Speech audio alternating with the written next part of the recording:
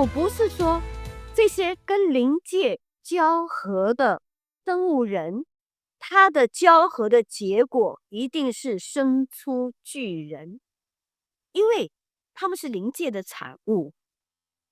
为什么这灵界的产物要跟人类交合？它的目的是要来改变人受造的基因。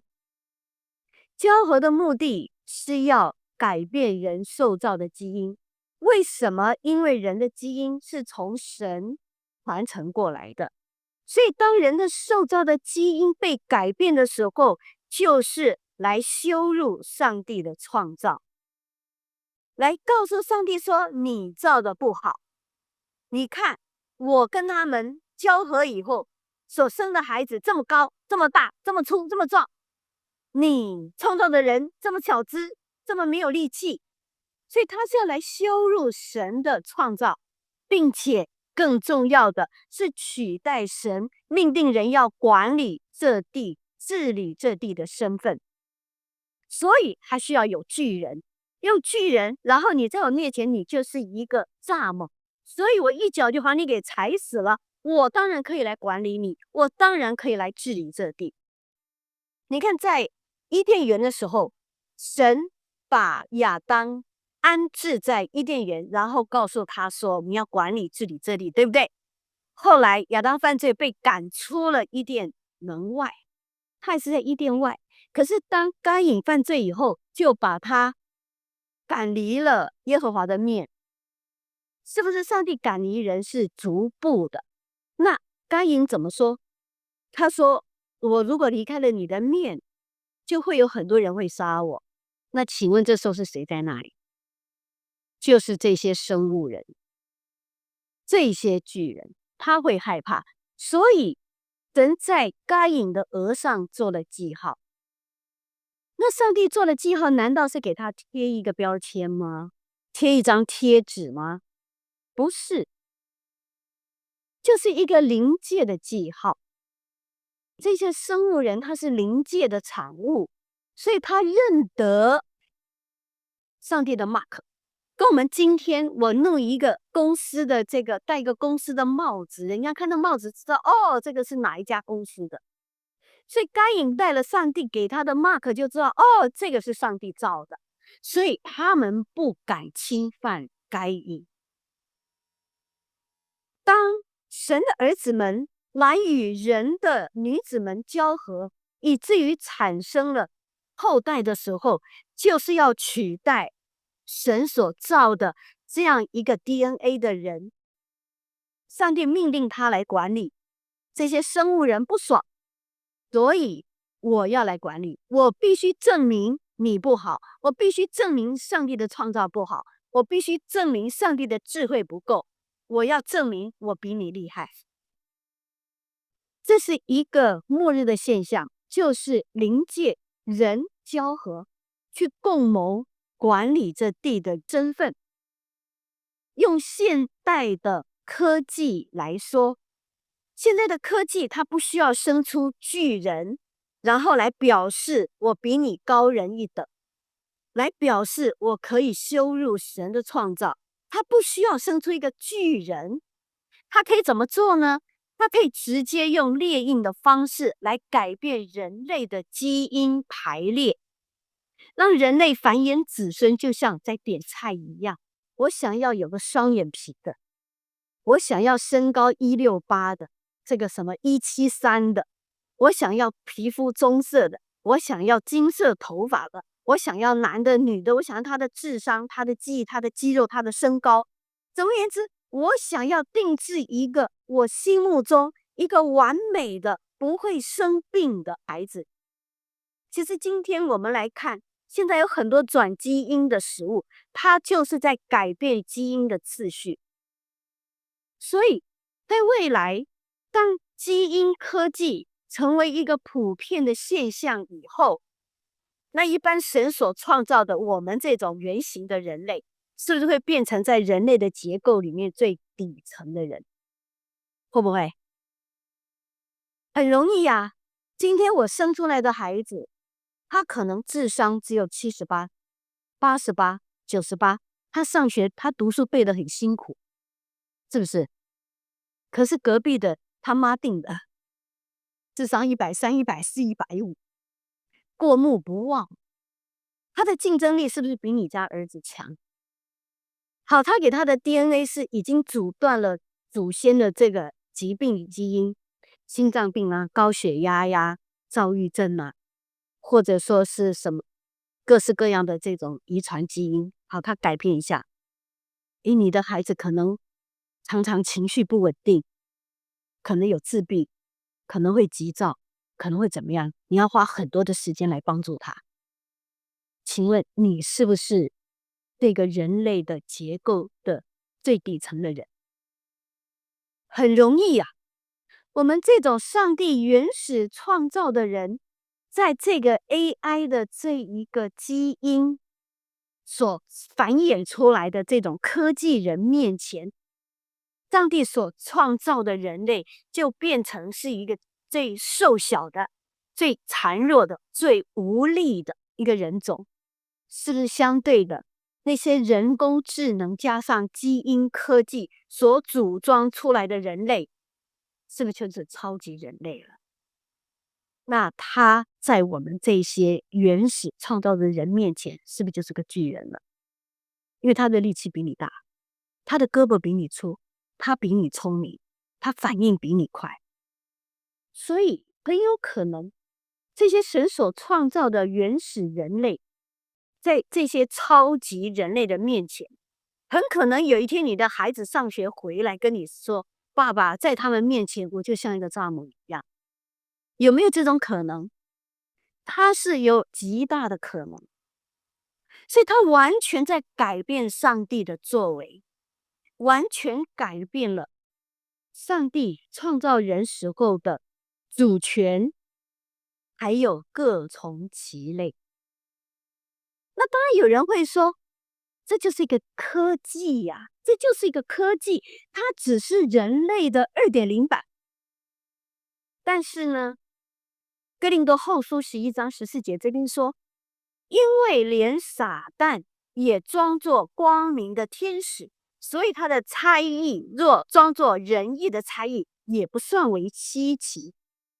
也就是说，人工智能加上基因科技，看起来是人的智慧、人的作为，而且看起来，我就可以阻断遗传疾病啊，我就可以让你生了孩子不会再有你们家族遗传啊。在起初听起来科技都是好的，但是一个好的、一个利益良善的一个动机，在日积月累以后，它就成为了撒旦可以使用的工具了。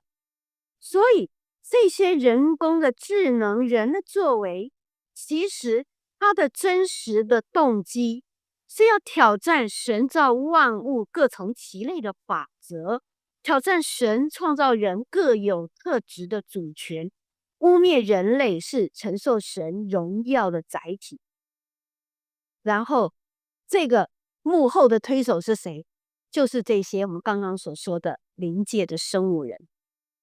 这些灵界的生物人一直都存在，那现在只是它改变另外一种形态，在末后的世代，利用科技让人的逻辑思维接受它。那我为什么会说在末后的世代，它会变成一个非常普遍的一个观念呢？我们来看当挪亚的日子，创世纪6章9节说，挪亚是个义人，在当时的世代是个完全人。那完全有完整的意思。什么叫做完整？就是没有受损、没有瑕疵的意思。就好像我们这个杯子，它没有撞破，它的摸起来是一个圆润的，因为它没有受到损害，所以它是没有瑕疵的，摸起来是圆润的。神曾经对亚伯拉罕说：“你当在我面前做完全人。”这是什么？未来式，对不对？但是圣经里面只提到挪亚是个完全人。神说的这个完全是过去的完全人，是已经是一个完全人，不是未来式。圣经里面只说到挪亚是一个完全人，其他圣经所教导的都是说，如果你要做一个完全人，你需要做一个完全人，但是只有形容挪亚的时候说，他是一个完全人。我认为挪亚他除了在行为上面是一个义人，就像创世纪6章9节所说，挪亚是个义人。我相信他除了在行为上面他是一个义人以外，这边说他在当时的世代是个完全人，所以神特别强调在当时的世代，也就是说挪亚的完全是用当时的世代来做比较的。当时的世代是一个什么样的世代呢？当时的世代一个普世的价值观是什么呢？就是神的儿子们和人的女子们交合生子，生出巨人的后代的这一个观念。那我相信他们为什么会有这种观念，是因为那时候瘦弱的人也想要改变自己基因的方式。今天我家有女儿，我想要让她生出巨人的儿子，请问我做父母的，我同意让她跟谁交合？是不是跟一个巨人的儿子？所以巨人的儿子只要跟一个女人交合以后，他生的就会是巨人的后代了，对不对？所以以此类推，巨人是不是非常非常的在那个时代是一个普遍现象？如果你是一个正常人类，你就会被踩扁。所以我为了我的孩子有竞争力，我是不是会越来越接受这样子的一个普世价值观？请问挪亚是几岁生孩子的？挪亚是502岁生孩子的。挪亚502岁，上帝试验了他多少年？502年。上帝试验了挪亚502年以后，他才生了闪、含、雅弗。他没有让他的妻子去跟巨人交合。以前的上古世代，有人到500岁还不生孩子的吗？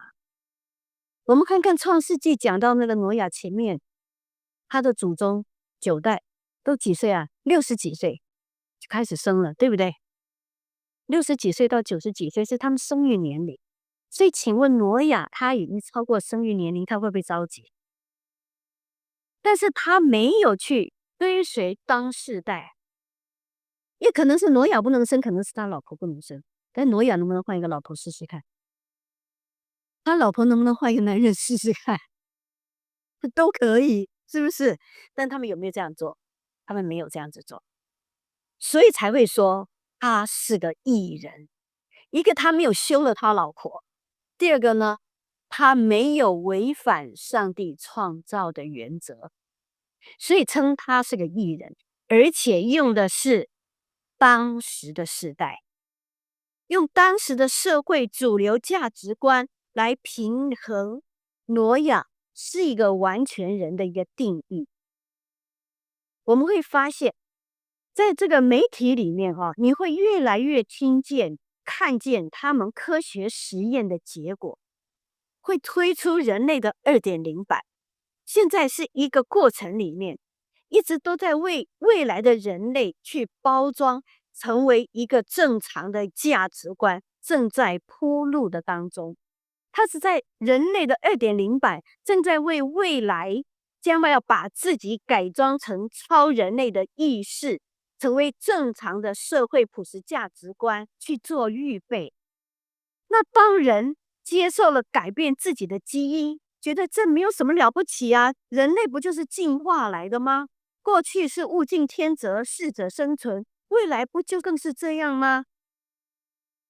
过去的人是因为在严寒的地方，所以他长毛了；是在一个很热的地方，所以他皮薄了；是在一个什么样？就是我们有很多的理由为进化论解释人种的品种改良。那现在的世界是怎么样，所以我们也做品种改良，也是一种进化，有什么不可以？所以在人已经接受人可以接受基因改良的这一种观念了以后，当你接受以后，这个人在神面前他就不再是一个完整的受造了。就像在当时的世代，你就不是一个完全人了，你就不是一个完全是神造的人了。那挪亚是一个在当时的世代，他是一个完全是上帝原始创造的那个人。但是当我们接受了基因改良了以后，我们在神面前就不再是一个完整的受造，不再是一个圣洁没有瑕疵的一个灵体，我们已经是一个受损的载体了。简单的说，我们不再是一个完全的人类了。